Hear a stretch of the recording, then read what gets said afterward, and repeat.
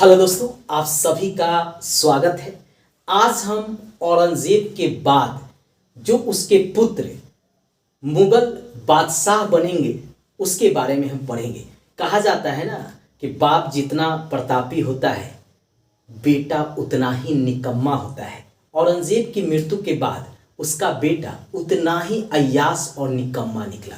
धीरे धीरे जो है मुगल क्षेत्र जो है वह धीरे धीरे छोटे छोटे नवाब या स्थानीय नवाब जो है स्वतंत्र करा लेंगे और उस पर अपना अधिकार कर लेंगे। छोटा सा क्षेत्र जो है केवल मुगल बादशाहों के तहत रह जाएगा।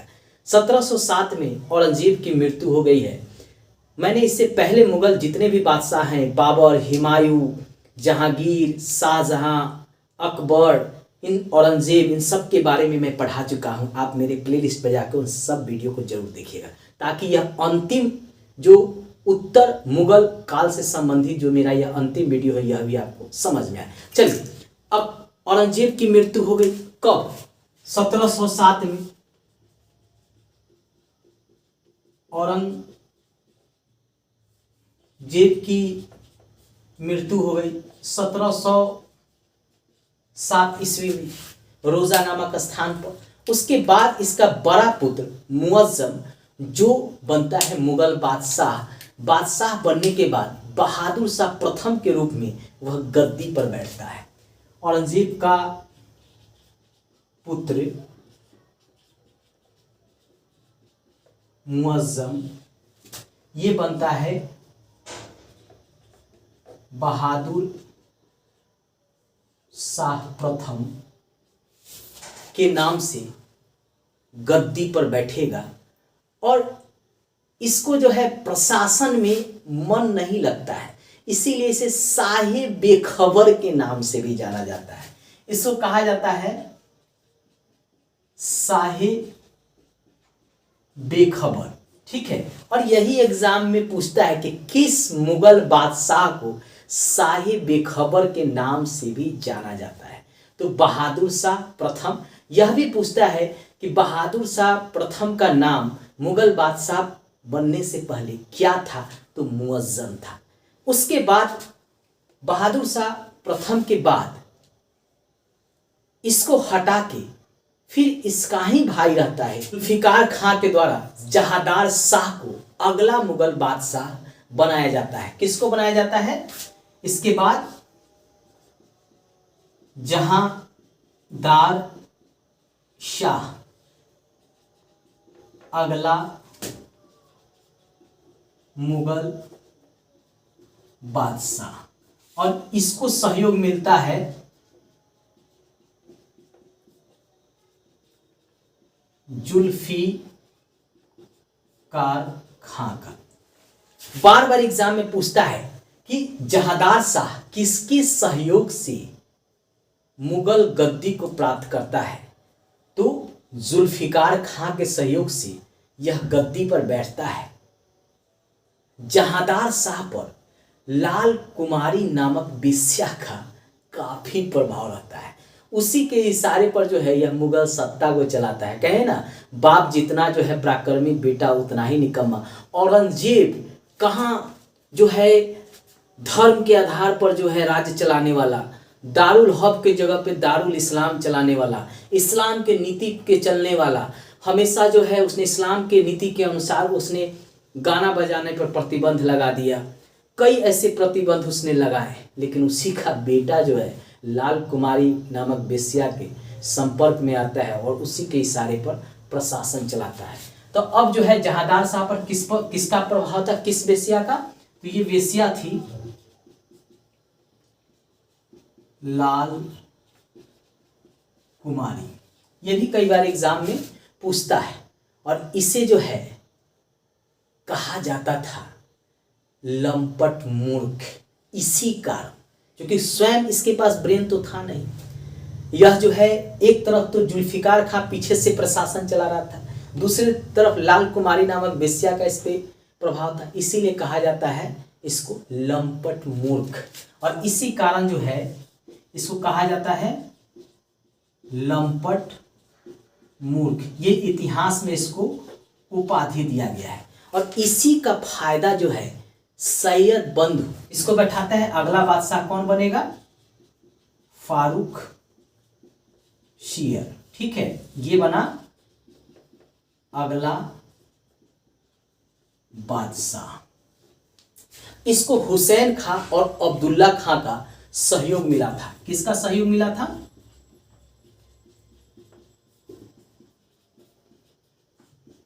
हुसैन खां और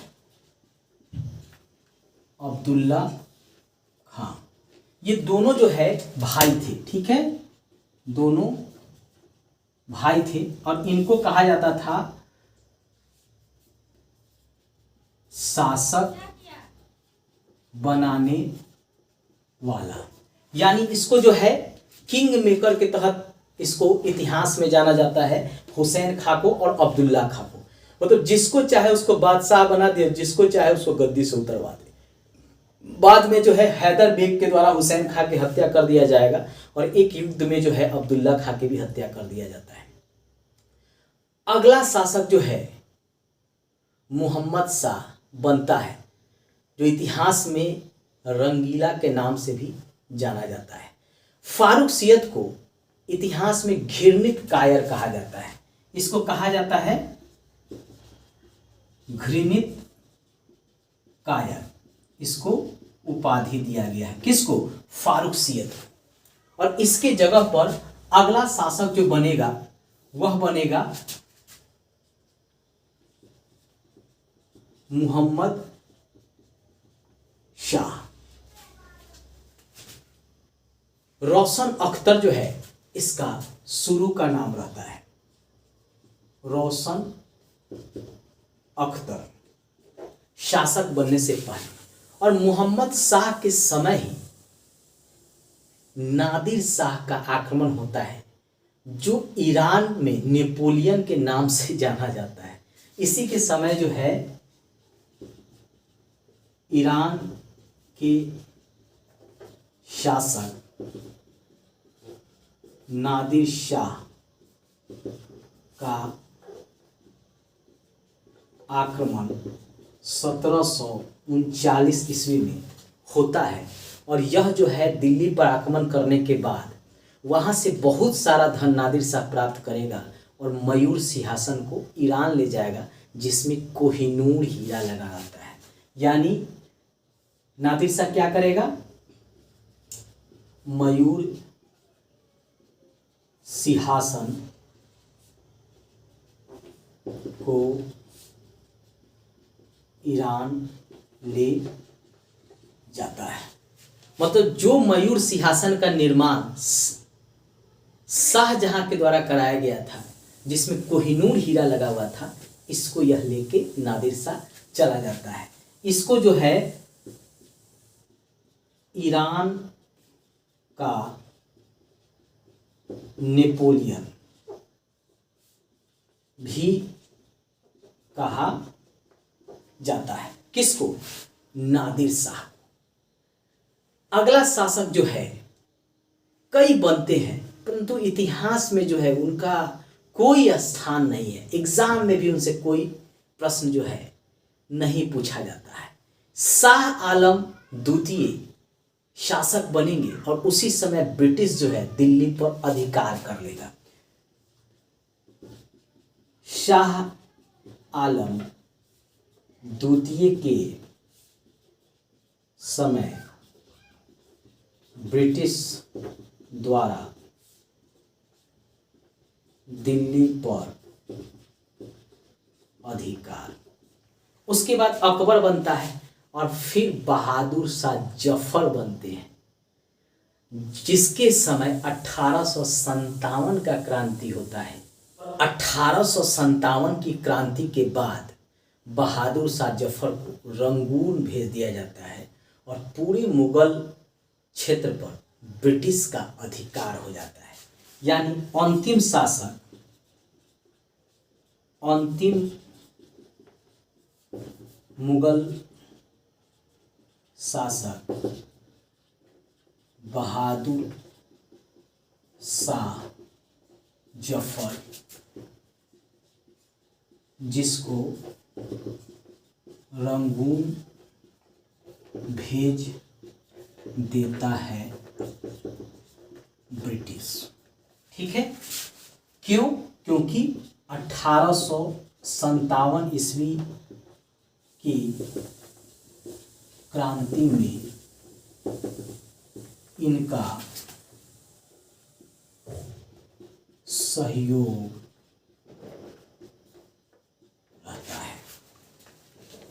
इसी कारण जो है इनको जो है रंगून भेज देता है ब्रिटिश। चलिए अब इनसे क्या क्या प्रश्न एग्जाम में पूछे जाएंगे उन प्रश्नों को भी हम एक एक कर देखेंगे। प्रश्न है कि औरंगजेब की मृत्यु के बाद उसका कौन सा पुत्र अगला मुगल बादशाह बनता है? यानी 1707 ईस्वी में औरंगजेब की मृत्यु के बाद कौन